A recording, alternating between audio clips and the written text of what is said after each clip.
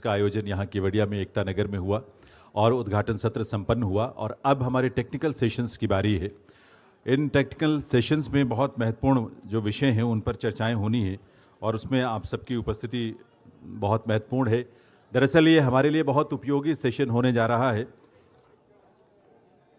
क्योंकि इस सेशन के माध्यम से हम बहुत सारी टेक्निकल चीज़ें, रिसर्च से जुड़ी हुई क्या क्या नई नई चीज़ें रिसर्च के रूप में हमारे सामने आ रही हैं, रिसर्च एंड डेवलपमेंट के जो भी एस्पेक्ट हैं उसको लेकर बहुत सारी नई जानकारियां हैं जो मुझे लगता है कि आपके लिए बहुत उपयोगी होंगी।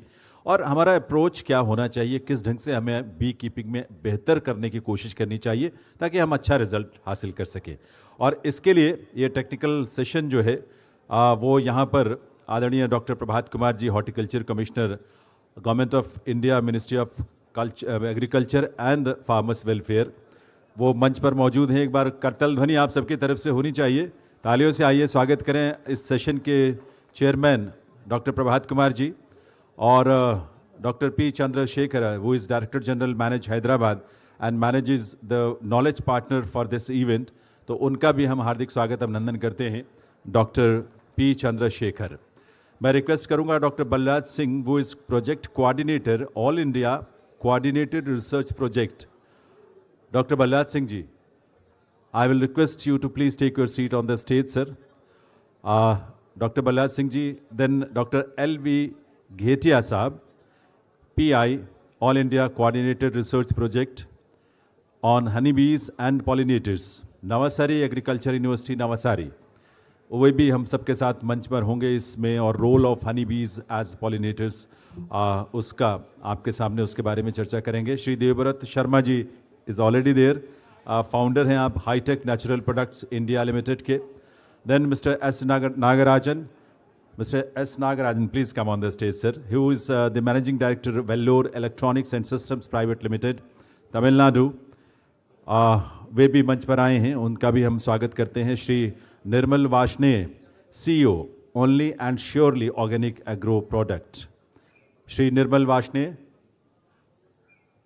May I now request Mr. Nirmal Varshney to please come on stage and take his seat in this session. He is going to be there. And Ms. Indira Reddy, who is founder Sacred Honey Telangana. Indira Reddy, ma'am, आइए Indira ji. And Shri Nirmal Varshney, please come. और इंदिरा, इनसे बाद में भी discuss कर लेंगे और जैसा मैंने बताया कि जिनको और इन्फॉर्मेशन चाहिए वो ले लेंगे। अब मैं निर्मल वार्ष्णेय जी से रिक्वेस्ट करूंगा कि challenges and solution in bee keeping in India.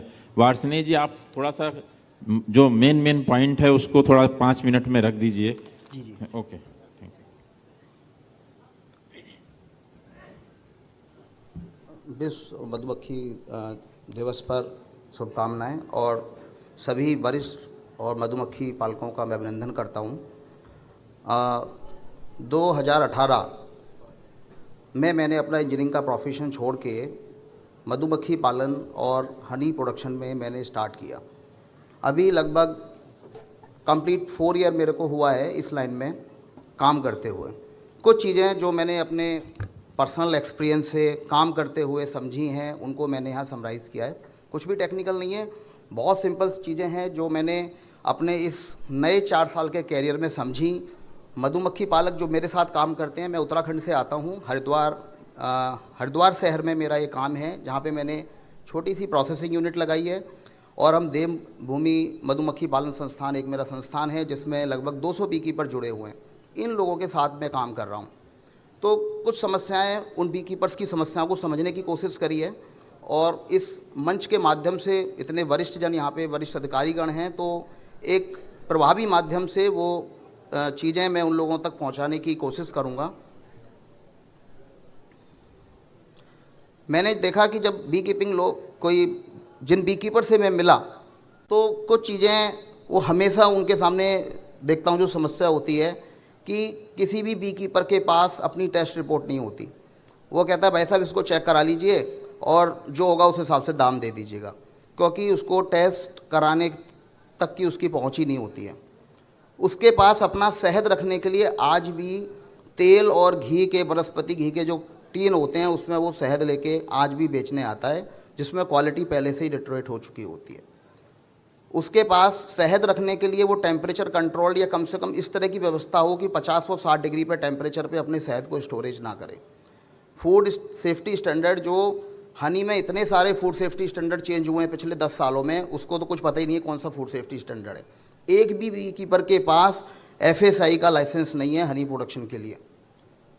वो अपने रेट खुद डिसाइड नहीं करता। पहली चीज़ ऐसी है, मैं लौकी तोरी खरीदने जाता हूँ, हम सब्जी वाले से पूछते हैं आपका रेट क्या है। मैं जिस बी कीपर से शहद लेने जाता हूँ वो कहता है वैसे रेट बताइए। तो ये एक अजीब सी स्थिति है शहद के प्रोडक्ट में।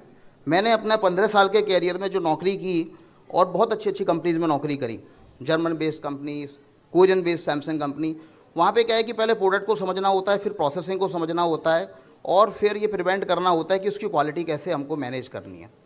यहाँ पे जो मेरी समझ है, और भी यहाँ पे वरिष्ठ लोग हैं, मैं तो अपनी बात अपना अनुभव रख रहा हूँ, कोई ये ऐसा नहीं है कि मैं मतलब ये कोई प्रूवन थ्योरी है।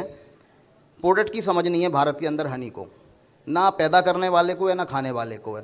बीच का सप्लाई चेन बिल्कुल डिस्कनेक्ट है, कुछ नहीं पता कितना प्रोडक्शन हो रहा है, कितना पैदा हो रहा है, कितना पैकिंग हो रही है, कितना देश से बाहर जा रहा है, कौन क्या खा रहा है।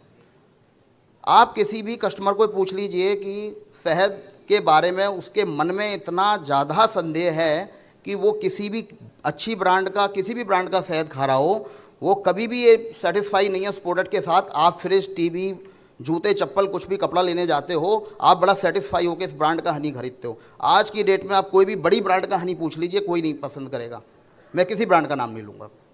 तो ये आज बड़े बड़े ट्रेनिंग्स हो रही हैं, बड़ी बड़ी सेमिनार्स हो रही हैं, लेकिन शहद की स्थिति वहीं पर है। तो आइडिया ये है, हनी को मैंने जो प्रोडक्ट को समझा, प्रोडक्ट को मैंने ये समझा है कि हनी में पैदा करने में ही सारी टेक्नोलॉजी है। यदि एक बार शहद बढ़िया पैदा हो गया, 20% 20% मॉइस्चर से कम का पैक हनी हमने, यदि मेरे बी कीपर ने पैदा कर दिया, उसको सही से पैकिंग कर ली, सही से स्टोरेज कर लिया और कस्टमर के हाथ में थोड़ी सी मेहनत करके और उसने बोतल में पैक करके FSI लाइसेंस लेके यदि कस्टमर तक पहुंचा दिया, तो ना किसी बड़ी हनी प्रोसेसिंग यूनिट की ज़रूरत है, ना किसी बीच में बड़े ब्रांड में आने की ज़रूरत है। बीच में जब भी बड़ा ब्रांड आता है तो कस्टमर के पास जो प्रोडक्ट पहुंचता है, जो इस तरह का प्रीमियम प्रोडक्ट है, चाहे वो मैं कुछ और भी जैविक में काम करता हूँ, गुड़, खांड, शहद, शक्कर, चीज़ अडल्ट्रेटेड हो जाती है। तो मेरा ये मानना है कि यदि हम बी कीपर्स को, और अभी नेशनल बी बोर्ड के माध्यम से NBHM का जो मिशन चल रहा है, उसमें सच में बहुत हेल्प मिल रही है। कई टेस्ट लैब अभी स्थापित हुई है डिफरेंट स्टेट्स में, छोटी छोटी प्रोसेसिंग यूनिट्स भी लग रही हैं और कस्टम हायरिंग सेंटर, इस तरह की बहुत सारी चीज़ें लग रही हैं जिससे कि अभी बी कीपर्स को हेल्प मिल रही है। लेकिन मेरा ये मानना है कि कुछ सपोर्ट और चाहिए। वो सपोर्ट ये है कि हमको छोटे छोटे जो अभी FPO का कार्यक्रम चल रहा है, 10,000 FPO का जो कार्यक्रम चल रहा है प्रधानमंत्री जी का, उसमें हनी स्पेसिफिक BPO, जिसको हम बोलेंगे बी कीपर प्रोडक्शन ऑर्गेनाइजेशन, ऐसे ऑर्गेनाइजेशंस बनाने पड़ेंगे जो ऑर्गेनाइजेशन के बीच में इस तरह की छोटी यूनिट्स लगें, जिनको PMFME या PMEGP, प्रधानमंत्री स्वरोजगार योजना से जोड़ के उनको इस तरह की छोटी मशीनें दी जाएं कि कम से कम वो 200 किलो 250 किलो हनी को प्रोसेस करके उसकी केवल फिल्ट्रेशन करके पैकिंग करके आगे कस्टमर को ऑनलाइन के माध्यम से पहुंचा सके। ये एक मेरा पहला वो है निवेदन। दूसरा निवेदन ये है कि भारत में जब प्रोडक्ट ये हनी तैयार हो जाता है और जब ये कस्टमर के हाथ में जाता है, तो भारत का कस्टमर जो क्रिस्टलाइज हनी होता है उसको ये समझता है कि ये जो हनी है, ये आप 2 पिक्चर्स देखिए, ये सबसे बड़ा चैलेंज है। कोई भी बी कीपर आज की डेट में अपना हनी, शुद्ध हनी बेचने में सक्षम नहीं है देश के अंदर। कारण क्या है कि वो हनी जाड़े में क्रिस्टलाइज हो जाता है। जो स्टेट ऐसे हैं जहाँ पे टेम्परेचर जाड़ा नहीं पड़ता है वहाँ तो ठीक है, लेकिन मैं अपने उत्तर भारत की बात करता हूँ तो सारे शहद अक्टूबर से जमने शुरू हो जाते हैं और फरवरी तक जमे रहते हैं। उसमें जो सबसे ज़्यादा जो जमने की दिक्कत है वो मस्टर्ड हनी में। मस्टर्ड हनी भारत में, मेरा जो अनुमान है, 60 से 70% प्रोडक्शन वो मस्टर्ड हनी का है और सारा हनी वाइट कलर का जम के वाइट कलर का हो जाता है, देखने में देसी घी लगता है। कोई बेचारा बी कीपर मेरे से कहता, सर मैं हनी लेके गया था साहब के पास, उन्होंने फेंक के मारा, बोले हनी है, डाबर जैसा हनी लेके आओ, हनी होता है कोई ये? तो ये स्थिति ऐसी है कि बी कीपर हनी उसको बेच नहीं सकता मस्टर्ड को, तो मस्टर्ड का हनी जाकर रहा है। तो जो देश का जो 60% प्रोडक्शन है वो एक्सपोर्ट हो गया। अब जो 30% जो प्रोडक्शन बचा है देश का, वो पूरे देश में डिस्ट्रीब्यूट हो रहा है। तो मेरा ये निवेदन है कि यदि भारत सरकार या जो भी उनके हैं वो यदि प्रिंट मीडिया के माध्यम से या इलेक्ट्रॉनिक मीडिया के माध्यम से ये प्रचार कर सके, इस फोटो को दिखा के कि क्रिस्टलाइज हनी ही असली हनी होता है, जो हनी क्रिस्टलाइज होता है और गर्म पानी में रख के उसको हम सेल कर सकते हैं, या धूप में 2 दिन रखने के बाद हम उसको सेल कर सकते हैं। मैं 2000 में बहुत छोटा काम कर रहा हूँ, तो 2 साल में छोटा ही कर पाया, और जो असली का काम करेगा शहद का वो छोटा ही कर पाएगा, ये भी पक्का है। मैं आपको बता दूं, मेरे पास जाड़े में 3 से 4 हज़ार बोतलें वापस आई, लेकिन कुछ कस्टमर का, मैं 1-2 कंपनियां हैं जो मेरे कस्टमर हैं जिनको हम बल्क में देते हैं पैकिंग करके, उन्होंने मेरे को समझा, कई वीडियो मैंने बना के भेजी, वो अपने कस्टमर को ये समझाने में, अवेयरनेस फैलाने में सक्षम रहे कि हनी क्रिस्टलाइज होता है और इसको पानी में गर्म रखने पे, करने पे, पिघलने पे हनी पिघल जाता है और आप उसका प्रयोग कर सकते हैं।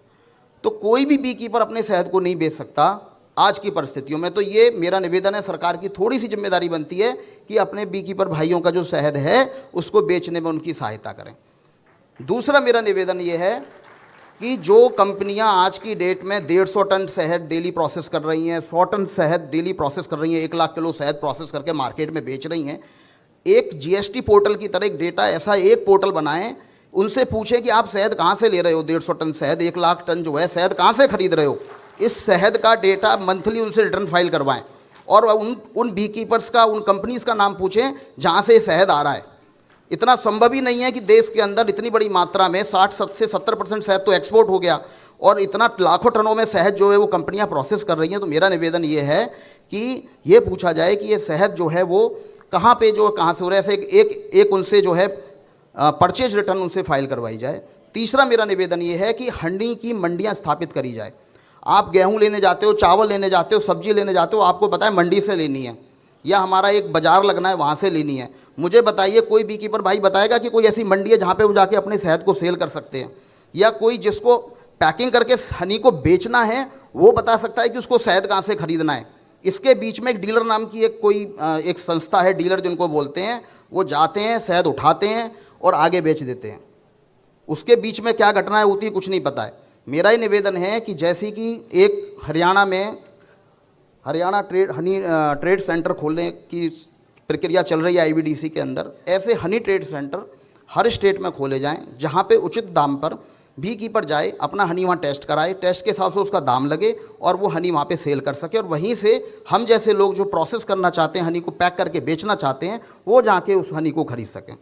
तो यही कुछ पॉइंट्स थे। पॉइंट्स तो बहुत सारे थे, लेकिन मुझे लगता है कि समय की कमी है, और मेरा निवेदन है कि कुछ मैंने बातें कंक्लूड करी हैं, और उनको हम सभी लोग जो है, मेरा अधिकारी गणों से निवेदन है, कभी कभी ऐसा माध्यम मिल पाता है, ऐसे मंच मिल पाते हैं जहाँ से निवेदन सही जगह पे पहुँच पाएँ। लास्ट बात कहना चाहूँगा, एक फ़ोटो मैं आपके सामने दिखा रहा हूँ मानुका हनी की। ये हनी का रेट आप देखेंगे 9,300 रुपये का 1 किलो शहद मिल रहा है।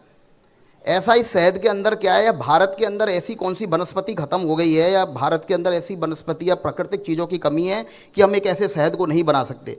कमी सिर्फ ये है कि उनके देश के लोगों ने एक ग्रेडिंग सिस्टम बनाया है।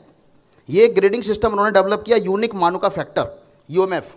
हम क्यों नहीं यूनिक मस्टर्ड फैक्टर एक ऐसा बना के उसको प्रचारित करके पूरे वर्ल्ड के बीच में अवेयरनेस फैला सकते हैं कि हमारा जो यूएमएफ फैक्टर है वो 18 है, और हमारे जो एक्सपोर्टर हैं वो शहद बेचने की कोशिश करते हैं, 140 रुपये किलो में शहद एक्सपोर्ट कर रहे हैं और बड़े खुश हो रहे हैं, हम जी 200 रुपये किलो में शहद एक्सपोर्ट कर दिया। कितना कर दिया जी? 60,000 टन कर दिया।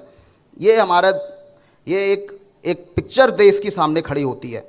हम ऐसा, भले हम 10,000 टन एक्सपोर्ट कर रहे हैं हनी, लेकिन वो हनी उस वैल्यू में आए कि वो 60,000 हनी के रेट के वैल्यू से ज़्यादा जो उसका वैल्यू निकल के आना चाहिए। ये मेरा निवेदन है। तो मेरा निवेदन है सरकार इसमें सहायता करे, और एक ऐसा जो है वो हम मानुका हनी फैक्टर जो है, वो मानुका हनी फैक्टर की जगह मस्टर्ड हनी फैक्टर हम बना के उसमें नेशनल बी बोर्ड, ये सब संस्थाएं जो है सहायता कर सकती हैं। धन्यवाद। धन्यवाद वार्ष्णेय जी, आपने बहुत ही अच्छी बातें, अपने अनुभव को शेयर किया, और हम लोगों के लिए भी काफ़ी होमवर्क आपने दे दिया है। और मैं आपसे अनुरोध करूंगा कि जो आपने नहीं बोल पाए हैं यहाँ पे, वो हमें सबमिट कर देंगे, हम लोग उसको देखेंगे मंत्रालय लेवल पे, और उसके लिए हम इस पे ज़रूर कोशिश करेंगे कि कैसे इसमें आगे बढ़ा जाए। और अब मैं